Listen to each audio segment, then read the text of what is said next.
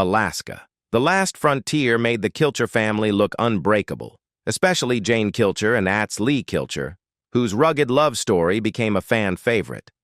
But now, after more than a decade in the spotlight, Jane is finally speaking out, and what she's revealing is far more complicated than anyone expected. Behind the breathtaking wilderness, behind the survival lifestyle, there were moments of silence, tension, and pain that never made it to the screen. From a near-fatal accident that changed everything, to emotional cracks that quietly grew over time. The truth is starting to surface, and it's not the story fans thought they knew. So what was really happening behind the cameras all along? And which rumors were true after all? Let's break out. First, let's delve into what really happened to Jane Kilcher. Jane was born Christina Jane Furman on September 14, 1974, in Alaska, to parents Bob and Sarah Furman. She grew up alongside her siblings, Jessica and Bobby, in Anchorage before the family relocated to Homer when she was 12. That move would quietly shape the rest of her life. It was in Homer that she first crossed paths with Lee Kilcher.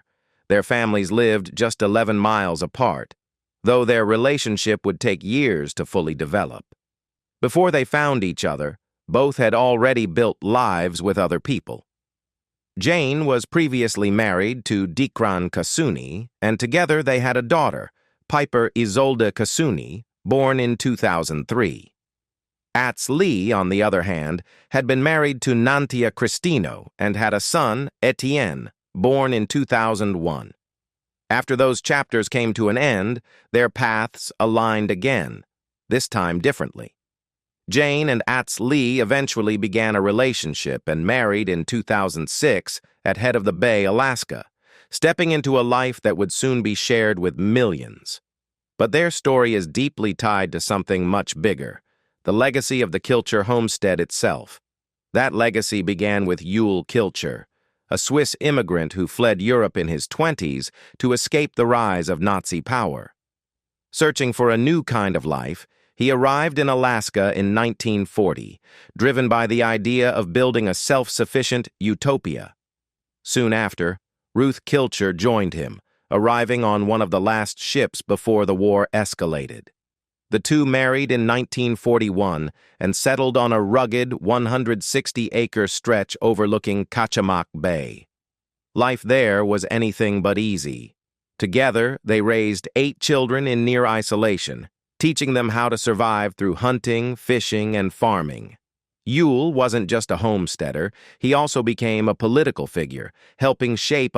Around them, the rest of the family plays equally important roles. Otto Kilcher, one of Yule's sons, manages the cattle and keeps machinery running as the homestead's main mechanic. His son Ivan and daughter-in-law Eve focus on sustainable farming, with Eve especially known for her ability to grow enough food to sustain the family through Alaska's unforgiving winters. The reality of survival. While many viewers imagine a quiet, peaceful life, far from the noise of the city, the reality for the Kilchers is something entirely different. For Jane Kilcher and her family on Alaska, the last frontier, life on the homestead is a constant test of endurance. Winter dominates most of the year, stretching up to 8 months, and it can arrive suddenly, without warning. Around the homestead, there's a saying the older generation repeats often: if you don't respect Mother Nature, you're gonna die. It's not a dramatic exaggeration. It's a reality they live with every day. As winter approaches, a quiet sense of urgency settles in. There's no room for delay, no safety net of modern comforts like indoor plumbing or central heating. Everything depends on preparation. Jane and her family know that the few warmer months are their only chance to get ready. Stockpiling food, securing fuel, and making sure their home can withstand the brutal cold ahead. The work is relentless. Heating their home relies entirely on a wood-burning stove, which means gathering enough firewood to last through months of freezing temperatures. Jane often joins Lee Kilcher in searching for dead trees they can cut and haul back. But time is always against them. There are moments when Lee delays certain tasks, believing there's still time, like when he set out on a last-minute hunt for a black bear, only to come back empty-handed. In this environment, even small miscalculations can carry serious consequences. Jane approaches things differently. That same summer, she focused on fishing, making sure they had enough seafood stored away for the months ahead. Every decision matters, and every resource counts. Meanwhile, other members of the family are facing their own difficult choices. Otto, growing older, found it harder to do what needed to be done, especially when it came to slaughtering a cow that had been part of the family for 16 years. In the end, it was his son Ivan who stepped in to pull the trigger. Otto still helped with the process, draining, skinning, and preparing the meat, but the moment carried emotional weight. From that one animal, they harvested around 400 pounds of meat, enough not only to sustain their household, but also to share with neighbors, including Jane and Lee. Safety, duty, and the risks behind the lifestyle. Life on the homestead demanded constant awareness, and for Jane Kilcher, that often meant living with quiet fear. While Lee Kilcher was an experienced hunter, she knew just how dangerous it was for him to head out alone. In the Alaskan wilderness, a single injury could become life-threatening. Help might be hours, even days away. It was a reality she never fully got used to, but one she had to accept as part of their way of life. At the same time, that same lifestyle was being passed down to the next generation. Lee took it upon himself to teach his son, Etienne, everything he had learned growing up, how to safely handle a firearm, how to track animals, and how to hunt for survival. It wasn't just a skill, it was a responsibility. Beyond hunting, Lee also carried another duty, helping protect Otto's cattle at the head of the bay. The threat of bears was always present. Sometimes simply scaring a brown bear away was enough, as hunting them wasn't always allowed. But if the animal became aggressive or attacked the herd, they had no choice but to act. Every decision had to be made quickly, with both human life and livestock at stake. While Lee handled those risks, Jane often remained at home, managing the household, caring for the children, and keeping things running. Even so, life on the homestead wasn't completely isolated.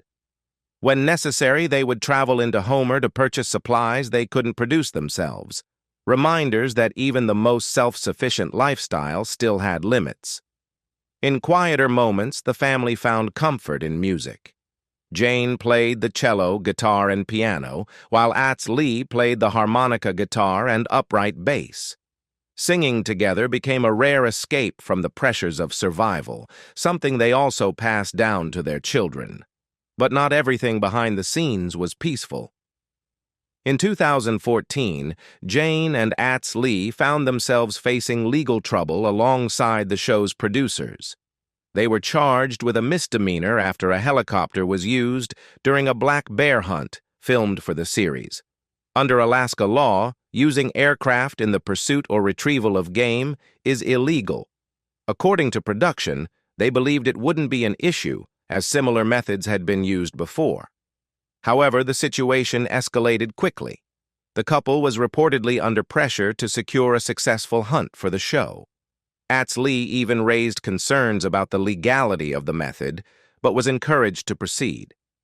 In the end, Jane and Lee agreed to testify against the production company, and the charges against them were dismissed in 2016.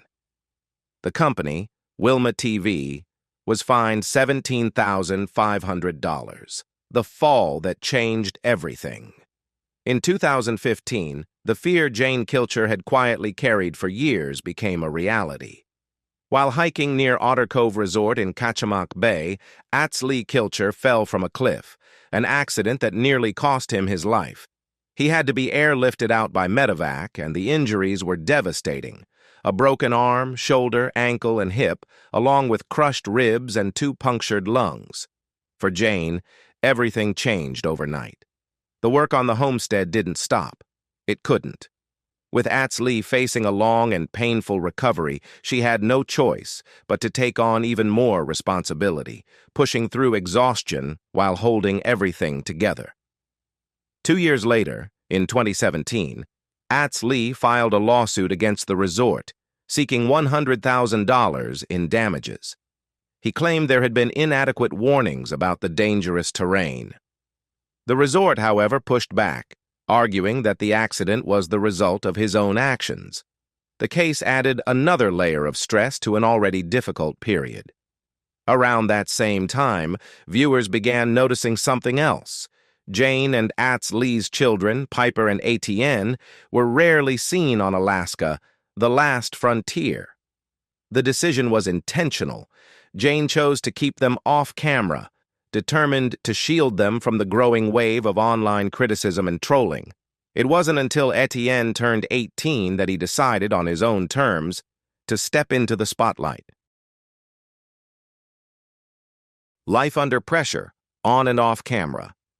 When the COVID-19 pandemic hit, production crews were forced to leave, but life on the homestead didn't pause. The family adapted by filming themselves, continuing to share their story in real time.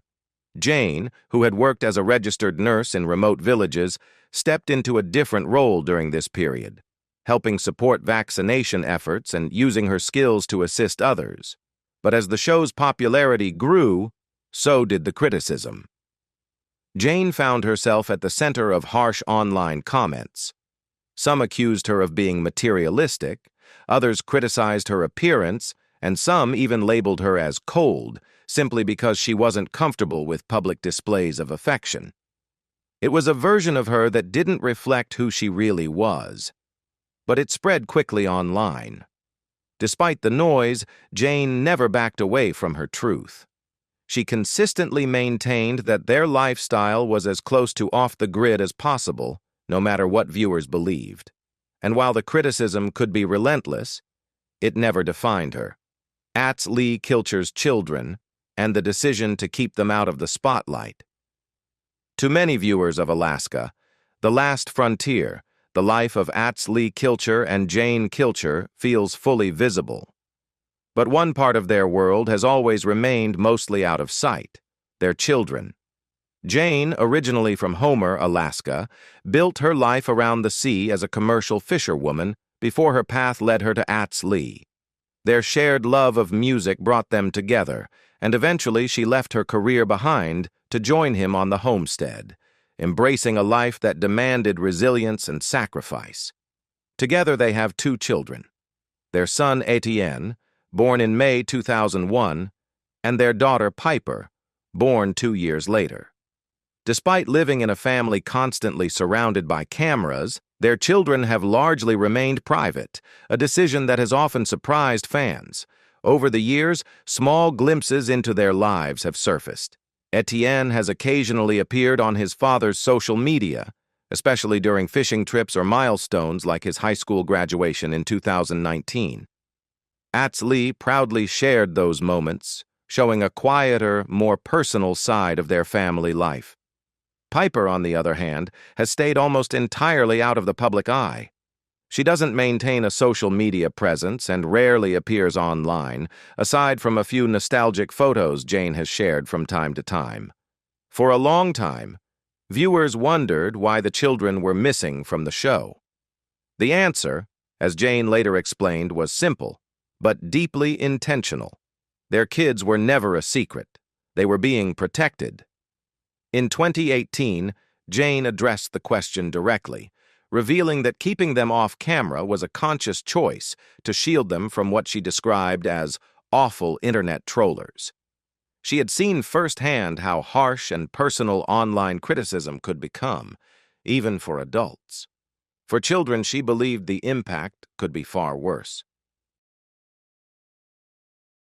She also made it clear that this wasn't necessarily permanent. As they grew older, the decision would be theirs. In fact, Etienne eventually chose to step into the spotlight on his own terms after turning 18, appearing more openly in connection with the show. Jane had already spoken out a year earlier about the negativity surrounding the series, expressing frustration with how quickly strangers judged a family they didn't truly know. For her, the show represented love, hard work, and survival. But the online comments often told a different story. Keeping her children away from that environment became a boundary she refused to compromise. Interestingly, fans largely supported that decision. When Jane shared updates about the show, many viewers responded with encouragement, praising her for putting her children's well-being first. Some admitted they were curious to see more of the kids, but still respected the choice, recognizing how difficult it can be to grow up under public scrutiny. In the end, while much of the Kilcher family's life is shared with the world, this was one line Jane chose not to cross. For her, protecting her children wasn't just a parenting decision, it was a way of preserving something real in a life that was constantly being watched. And in the end, what viewers thought they knew about Jane Kilcher and Atsley Kilcher may only be part of a much deeper story, one shaped by pressure, survival, and choices that were never meant for the spotlight. So what do you think?